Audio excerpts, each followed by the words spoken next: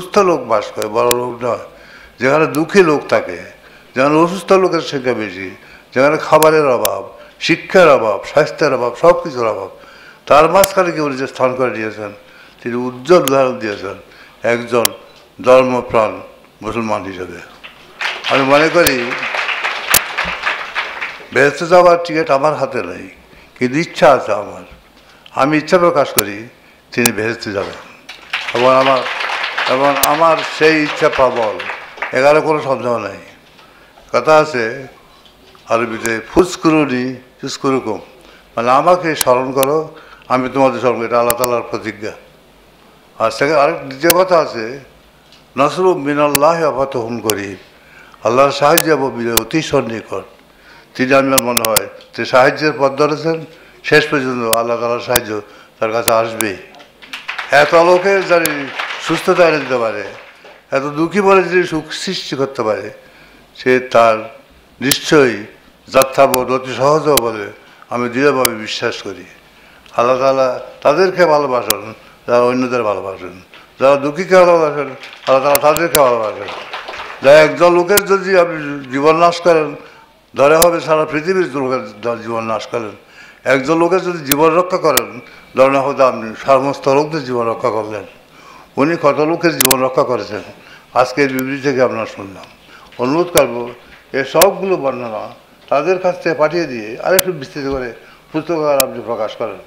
এই পুস্তক প্রকাশ করার খবর আমাকে দিয়ে রাখেন, আমার বিশ্ববিদ্যালয়ের তরফ থেকে আমরা প্রকাশ করে আমরা বিলি করব, এবং তাকে একবার আমার ওখানে বক্তৃতা দেওয়ার জন্য। তবে অসুবিধা হলো কি, উনি আমার ওখানে গিয়ে একবার বক্তৃতা দিলে আমি তখন দ্বিতীয় ক্যাটাগরি দিতে পারি না, কারণ আমি ভালো বক্তৃতা দিতে পারি, এটা ঠিক, ইংরেজি বাংলা শব্দ, কিন্তু উনি যেভাবে বললেন, যেভাবে হাসান, নিজে হাসেন, এটা অসম্ভব। হাসেনি তার কথায়, আমার লোক এখানে কেউ নেই।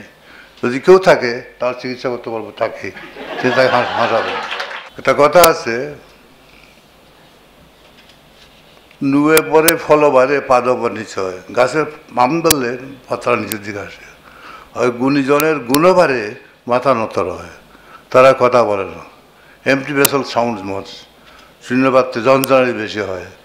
সে যাই হোক, সে উনি কথা খুব কম বলেন, কিন্তু স্টেজে উঠে মাইকের সামনে দাঁড়িয়ে কোনো কথা কার কী অদৃশ্য শক্তি তার কাছে আসে বুঝতে পারি না। যেমন হাসেন, নানা ধরনের শব্দ করেন, ভঙ্গিমা করেন, এটা আরেকজনের পক্ষে যদি সম্ভব হতো আমি বুঝতে পারলাম তাকে কোথায় আপনার স্থান দিতে পারেন। তবে যাই হোক না কেন, তাকে কেউ অতিক্রম করতে পারে বলে আমি বিশ্বাস করতে পারি না। চিকিৎসক হিসাবে আমার বিচারে তিনি এখানে অদ্বিতীয়, তাকে পরাজিত করবার মতো কোনো লোক নাই। তার শক্তি দিন দিন বাড়বে। তার কারণ একমাত্র উদ্দেশ্য হলো কি, মানুষকে সুখ দেওয়া, মানুষকে সুখ এবং শান্তি দেওয়ার যার উদ্দেশ্য, সে মহৎ উদ্দেশ্যকে সৃষ্টিকর্তা যিনি মহত্তম ব্যক্তিত্ব, সবচেয়ে বেশি দয়ালু, তিনি নিশ্চয়ই তাকে সাহায্য করবেন। তো আগামী বলো নসরুম মিনাল্লাহি আফাতহুম করিব, আল্লাহর সাহায্য এবং বিজয় অতি সন্নিকট। তিনি আল্লাহর পথে আছেন, কাজে বিজয় সুনিশ্চিত। কোয়ান্টামের ভবিষ্যৎ উজ্জ্বল, পরিণমিতে পারবে, অনেক লোক উপকৃত হবে। এবং আমি আমার নিজের ব্যবস্থা, চিকিৎসা ব্যবস্থা থেকে বলবো, আমাদের কাছে তিনি সম্পূর্ণ সহযোগিতা পাবেন। আমি বললাম সৃষ্টিকর্তার কাছ থেকে নির্দেশনা পেয়ে তিনি এখানে আসছেন। আল্লাহ তাআলার ইচ্ছাতে তিনি মহাপদ গ্রহণ করুন, সেই সব গ্রহণ করেছেন। আল্লাহ তাআলার ইচ্ছাতেই তার সফলতা আসবে, কোয়ান্টাম পৃথিবীতে প্রতিষ্ঠিত হবে, সবাই উপকৃত হবে। ধন্যবাদ।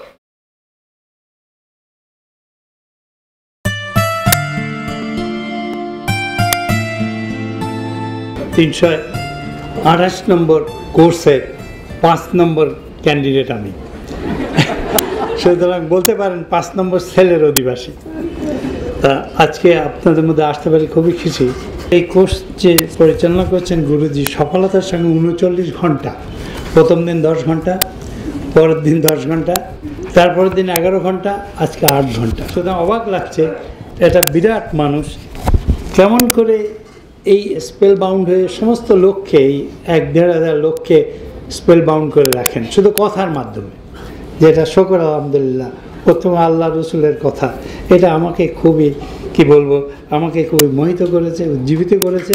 এবং সবথেকে ইন্টারেস্টিং যেটা, যে মেডিকেল ম্যান আমি জানি যে লক্ষ কোটি নিউরন এই যে ইনঅ্যাক্টিভ বসে থাকে, এই যে কাজ করে না, এগুলোকে কাজে লাগাতে হয় কী করে, এইটা তিনি প্রত্যেক লেকচারে প্রত্যেক কথার মধ্যে তুলে ধরেছেন। এইটাই আমার অবাক লাগছে। মানুষ যে নিজেকে নিজের কাছেই হেরে দেয়, যে আমি এটা পারবো না, এটা করবো না, এটা হবে না, এটা জানি না, ইত্যাদি ইত্যাদি। এই যে নেগেটিভ লোকগুলোকে আমার কিছুতেই পছন্দ হয় না, এবং গুরুজিও পছন্দ করেন না আমি জানি। তা না হলে এত লোক কেন তার কথা শুনবে। এক বেদুইন গালি দিচ্ছিল রসুল্লাহকে, এবং রসুল্লাহ মিচমিচ করে হাসছিলেন। কিছুক্ষণ বাদে হযরত আবু বকর পাশে এসে হাজির হলেন, বলে রসুল্লাহ এই লোকটা গালি দিচ্ছে, আপনি কিছু বলছেন না, ব্যাপারটা কি?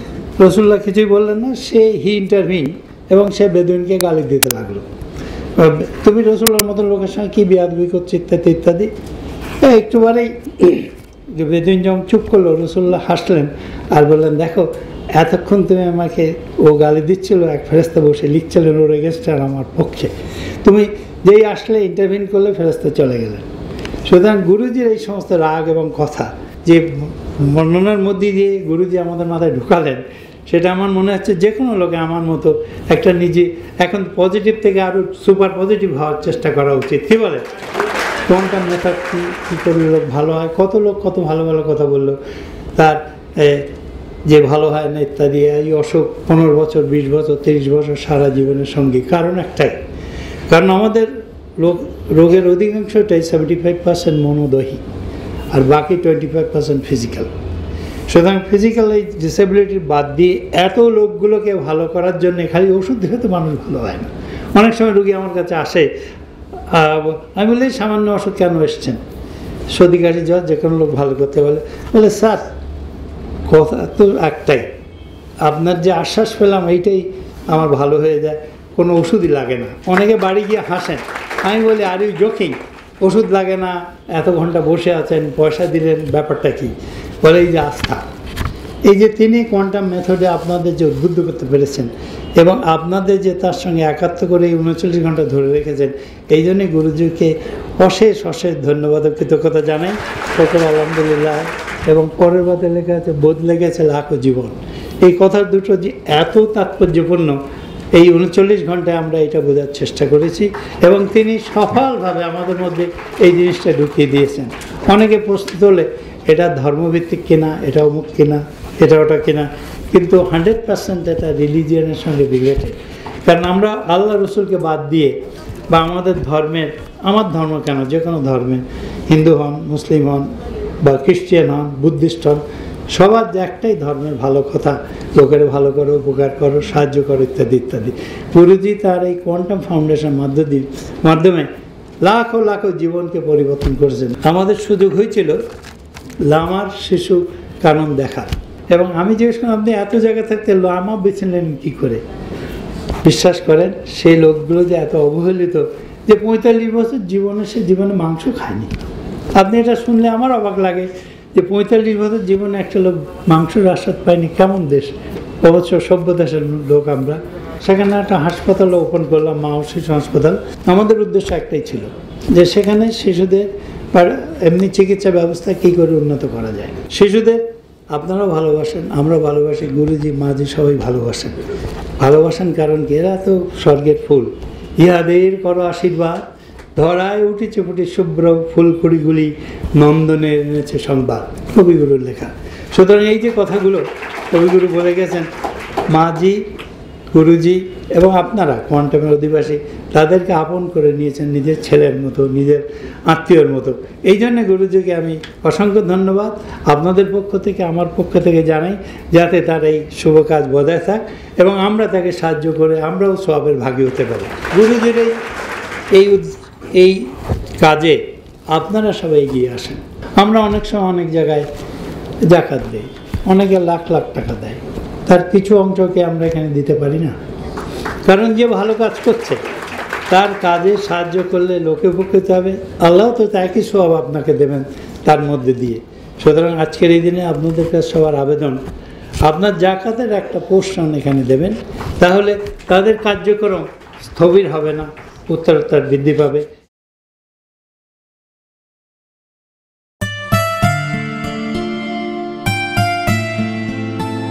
আপনারা এখানে এসেছেন, অনেকেই আশা জেগেছে অনেকের, আত্মশক্তির যে উদ্বুদ্ধ হয়েছে, অনেক সাহস বেড়েছে, ভয়কে জয় করেছেন, অনেক কিছু হয়েছে।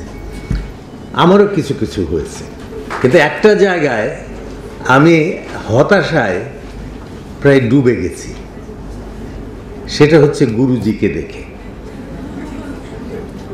আমি কয়েকদিন আগে একটা জায়গায় বক্তৃতা করতে গেলাম, সেখানে 2.5 ঘন্টা বক্তৃতা করতে হলো আমাকে, এবং তারপরে আমাকে চেয়ারে বসতে হলো, এবং চেয়ারে বসার সময় মনে হলো এত আরাম এই পৃথিবীতে কোনখানে ছিল। আর গুরুজি একই বয়স আমাদের, তাই না? 36টা ঘন্টা দাঁড়িয়ে কথা বললেন।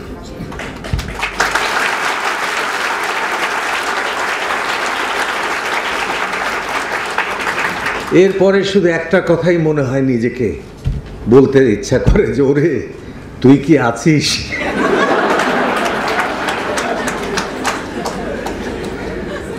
তো সত্যি আমি গুরুজির অনেক গুণের আমি ভক্ত। তবে সামনে নাকি প্রশংসা করতে নেই, এটা নাকি হাদিসে আছে যে সামনে প্রশংসা করা তলোয়ার দিয়ে গলা কেটে ফেলার সমান। তবুও আমি কিছু গলা গুরুজির আজকে কেটে যাব।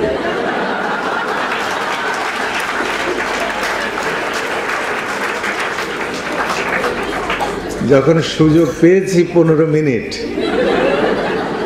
আজকে শেষ করে যাব। গুরুজিকে আমি এর আগে কখনো গুরুজিকে আমি গুরুজির কথা এইভাবে শুনি। আমার বিশ্বাস হলো তার কথা শুনে যে আজকে বাংলাদেশে যত মানুষ সুন্দর এবং অসাধারণ কথা বলেন, গুরুজি তাদের মধ্যে সেরা।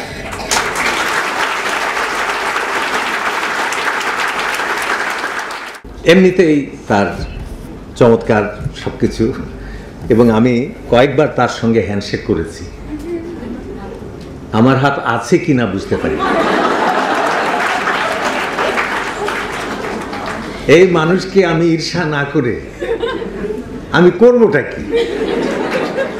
যে আমরা সব মরে যাব, উনি বেশ থেকে যাবে, এটা একটা। তারপরে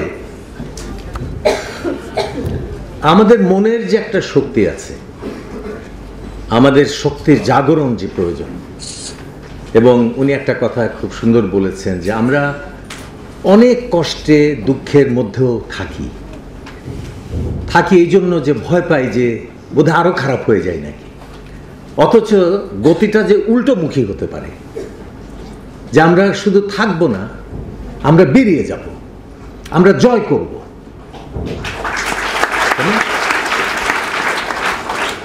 We shall overcome someday. আমার নিজেকে আমি জয় করব, আমার নিজের পাপকে জয় করব, নিজের অক্ষমতাকে জয় করব, নিজের ভয়কে জয় করব, নিজের মধ্যে যা কিছু দুর্বলতা। এই কথাটা আমি এমনিও লিখেছি 2-1টা জায়গাতে, যে স্বাধীনতার যুদ্ধের সময় আমরা একটা যুদ্ধ করেছিলাম। সে যুদ্ধ ছিল বহিঃশত্রুর বিরুদ্ধে, এবং সে যুদ্ধ ছিল স্বল্পস্থায়ী। সেই যুদ্ধ শেষ। আজকে আমাদের শুরু হয়েছে সত্যিকারের বড় এবং দীর্ঘস্থায়ী যুদ্ধ। সেই যুদ্ধ কার বিরুদ্ধে? কার বিরুদ্ধে সে যুদ্ধ? নিজের বিরুদ্ধে। নিজের অক্ষমতা, নিজের পাপ, নিজের পচন, নিজের পতনের বিরুদ্ধে, নিজের লোভ, এর বিরুদ্ধে আজকে আমাদের যুদ্ধ। এবং আজকে জাতিকে যদি বাঁচতে হয়, তাহলে এই যুদ্ধই আমাদের সবচেয়ে বড় যুদ্ধ। গুরুজির এই আন্দোলন সেই যুদ্ধে একটা অনন্য সাধারণ উদাহরণ। তো এটা একটা আশ্চর্য লাগলো। আমি আমার